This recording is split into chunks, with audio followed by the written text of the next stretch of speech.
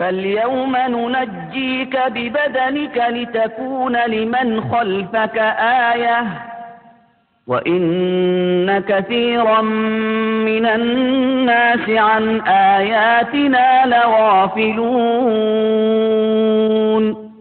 എന്നാൽ നിന്റെ പുറകെ വരുന്നവർക്ക് നീ ഒരു ദൃഷ്ടാന്തമായിരിക്കുന്നതിന് വേണ്ടി ഇന്ന് നിന്റെ ശരീരത്തെ നാം രക്ഷപ്പെടുത്തിയെടുക്കും.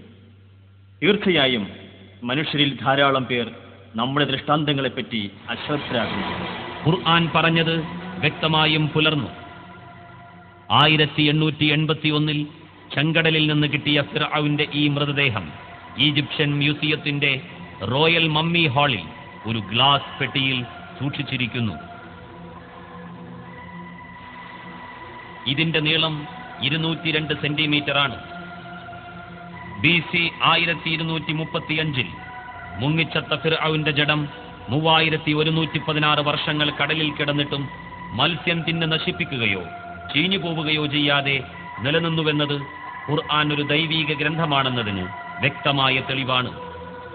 ഇതേ മ്യൂസിയത്തിലെ മറ്റു ഫറോവമാരുടെ ജഡങ്ങൾ കുടൽ ചോർത്തിക്കളഞ്ഞ് പ്രത്യേകം മരുന്ന് പുരട്ടി ശീല ചുറ്റി സൂക്ഷിക്കപ്പെട്ട മമ്മികളാണ്.